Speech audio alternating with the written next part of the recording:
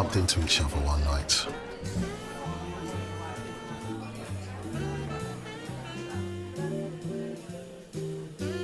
She had come alone to listen to quality jazz, as she used to on Thursdays.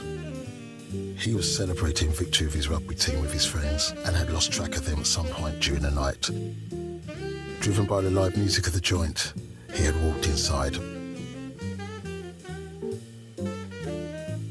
They had known each other for more than 10 years, since they were introduced at a common friend's birthday party. At the time, she did not fall for him. Of course, she admitted, he was terribly handsome, because you could not state otherwise upon such a democratic beauty. But she didn't really think highly of him. Too cocky, she judged. After the first time they met, they had seen each other in friendly gatherings of the sort. They both arrived with no partners, but in and acknowledged in couple status. Especially him, well known to be dating for ages that legendary girlfriend of his, coy and perfect as a peach. Even though she reckoned he was the Carterson type, likely to have designated his fruity companion to be the mother of his children, she couldn't help feeling attracted to him, to the point he had somehow become Lancelot in her blanket fantasies.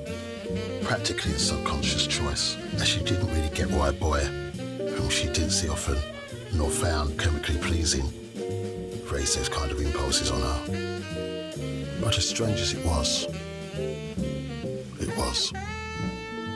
that night, she craved to know what his marital status was in fact at that point. If there was actually a girl in his life, he didn't seem to remember her one bit.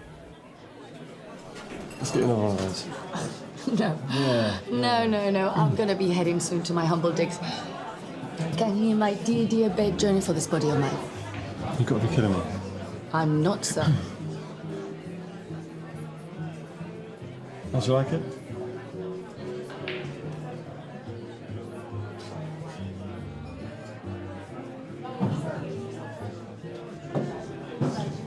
Bye.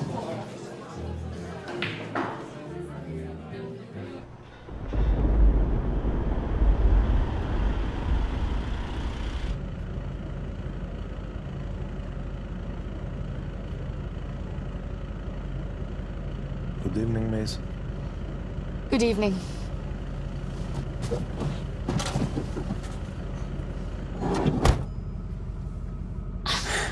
So?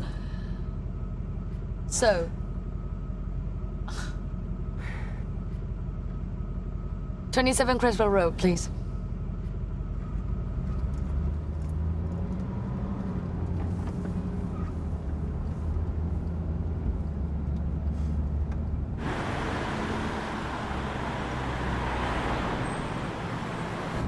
Do tell me, have you ever been pushed out of a car on the move? I wouldn't laugh if I were you. By the way, self-invitation to my place, pay the race.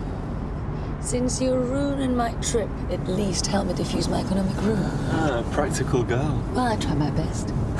I'd like to know, how is it that I'm ruining your trip? What could you be doing in this taxi better off alone than in my company? Than in your company. Well, I could, I could just look through the window, survey the streets at night. No small talks me, you know. It's only the city and I. A taxi becomes into this bubble, spaceship. I can see the people, but they rarely see me. Chick, you are proper weird. You're proper lame. Fine. I'll let you look out the window and chill. Let's pretend I'm not even here. May you indulge yourself in your I'm turned on by Martians deal. Well, thank you for your permission, or master in command.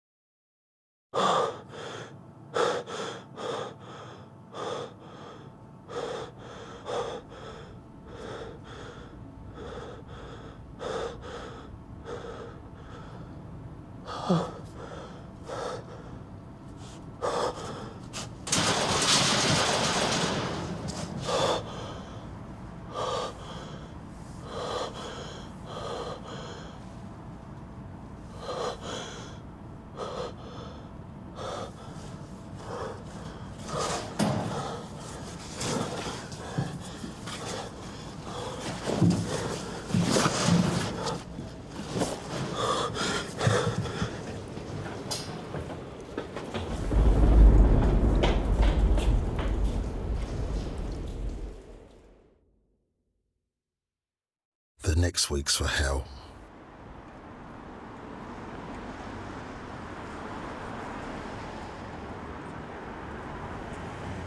His worst nightmare was having police showing up at work and arresting him in front of his boss and all of his colleagues, amongst whom he was tacitly acclaimed as their bright star.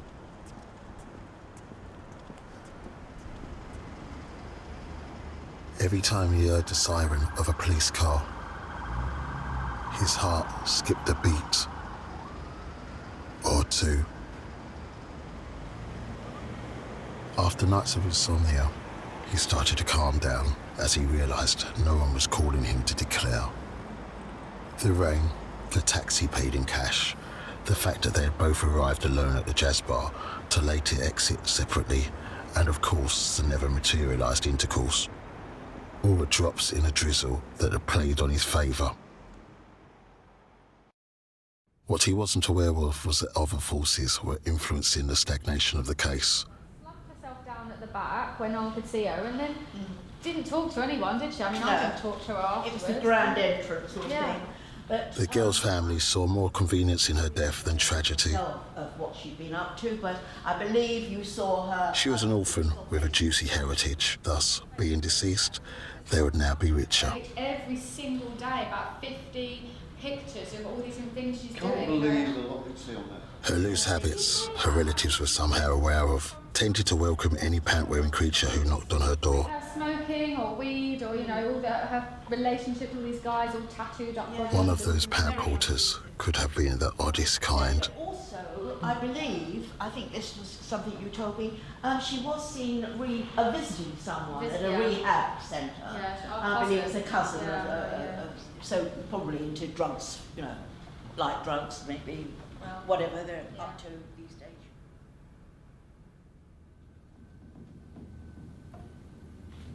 During the brief investigation process, a young policeman fell platonically in love with the girl. Infatuated by the image of the attractive corpse and the bohemian, carefree life it had once led.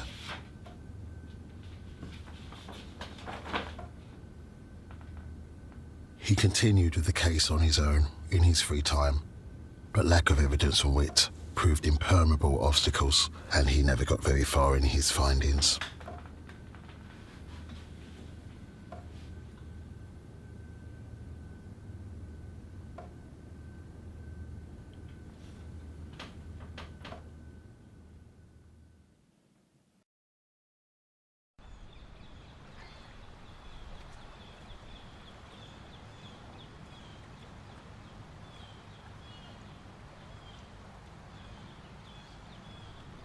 Time has gone by since all of this happened.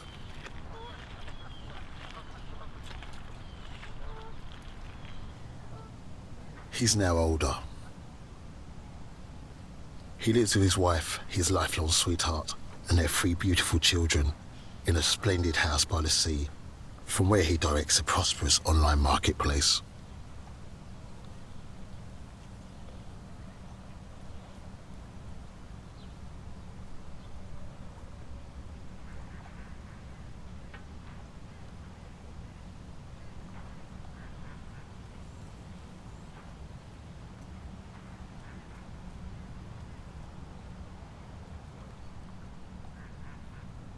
His life is just as he planned.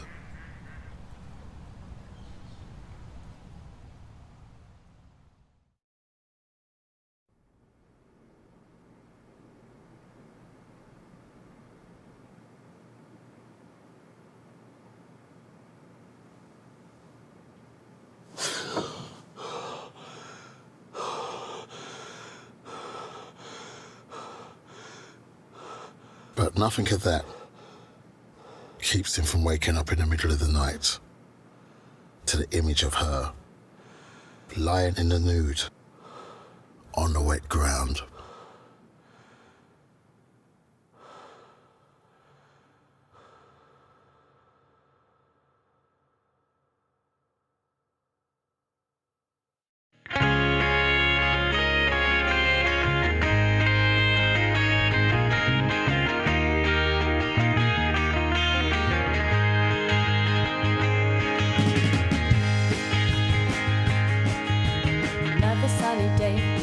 You up in the garden. You were digging plants. I dug you, beg your pardon.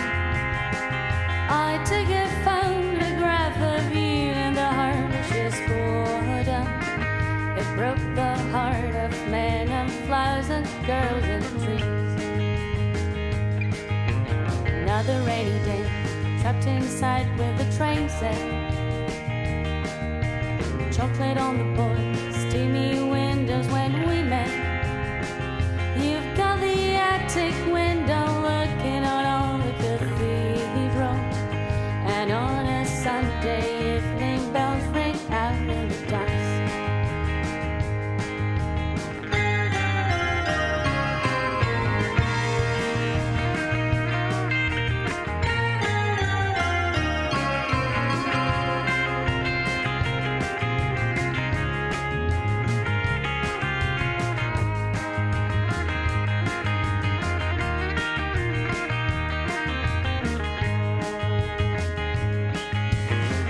Day in June, we're picking 11 for football.